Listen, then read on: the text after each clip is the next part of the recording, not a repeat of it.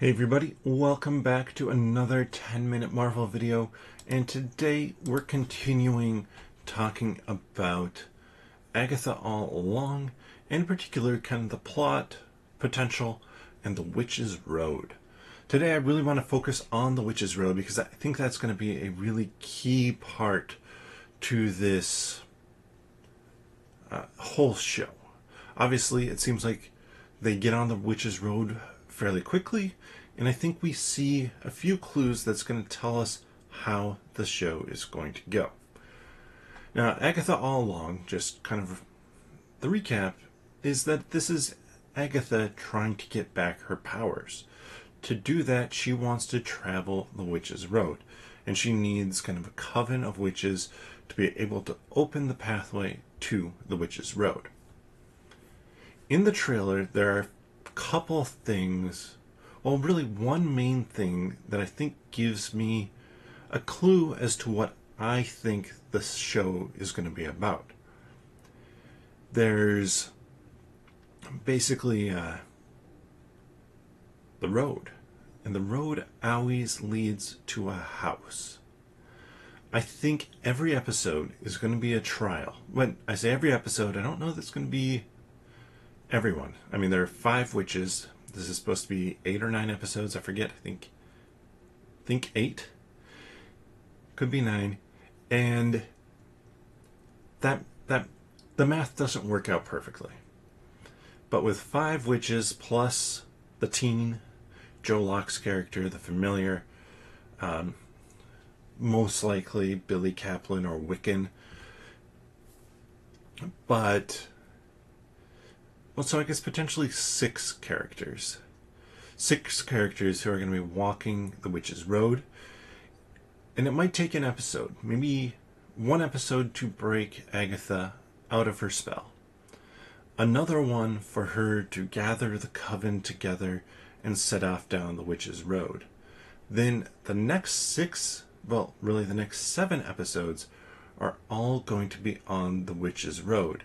And it is going to be ending at least 5 of those episodes, I think 6, at that house, that building, whatever it might be at the end of the road. We see different versions of this. We see kind of the camp or cabin type. We see a nice bigger house. We see a castle. And each one of those is going to be a trial. It's going to be a trial for one of the witches, or warlocks. So we're going to get potentially 6 of them. And if we get 6 of them, we're going to kind of have our rhythm for the show. Each episode is going to be finding out a little bit more. It's going to be potentially losing some of the witches along the way. Whether they're breaking free because they walk the Witch's Road and get to their house, the particular one that has the challenge for them. And when they complete that challenge, when the group as a whole completes that challenge, they break free. Or it could be they're dying off in the challenges. Agatha wants her power back, and I don't think she's going to really be stopping anyone or helping anybody in distress if she thinks it gets in the way of her getting her powers back. That's the most important thing. At the heart of it, she's a selfish witch. So each episode is going to kind of give us that. And then I think we're going to reach a final 2 episodes. The penultimate episode is just going to be on the Witch's Road, and there's going to be specific trials along that, probably dealing with Rio and her antagonistic goading of Agatha, and maybe at that point she is just outright a villain of the show. But then that final episode and the penultimate episode, they make it up to the final house. And I have a theory as to what the final house is going to be. I think it's going to be the house from WandaVision. Not the one that she took over, Ralph Boner's house. But I think it's going to be the one that the Scarlet Witch created in her mind. that she manifested into reality.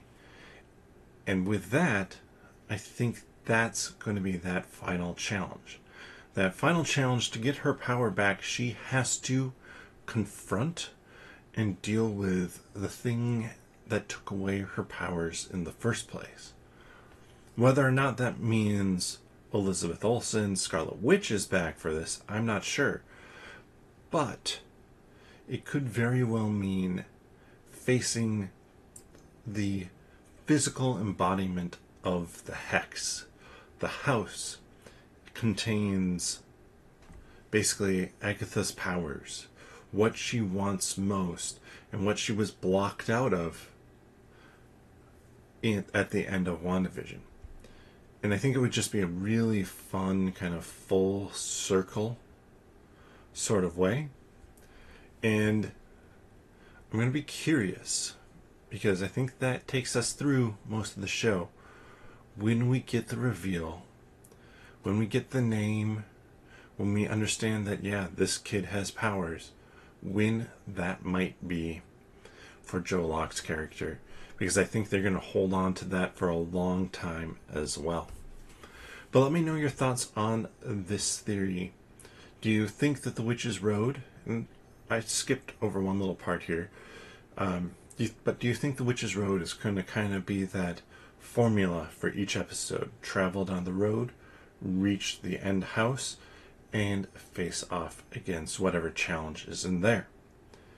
I was going to say, as kind of a last thing, is I think every house is going to be a specific horror movie, show, style, genre, whatever it might be, because we see witches of Eastmere, we see stuff like I'm blanking on it now, but The Exorcist in a lot of ways, or Poltergeist, stuff like that. There's a lot of nods to those type of things. So we've seen a few of them. What are all the different ones that are potentially going to be in the show? And do you like that idea that it might kind of follow the same formula as WandaVision, where it updates every single time? And it might not update every single time to like the more recent, like WandaVision did, but it might update instead every single time towards basically each witch. It's going to update to fit the aesthetic, the style, the history of each witch. Let me know your thoughts on that down in the comments below. And if you enjoy this content, check out the other videos that we've made here over on the 10 Minute Marvel YouTube page. We also have a podcast called 10 Minute Marvel as well.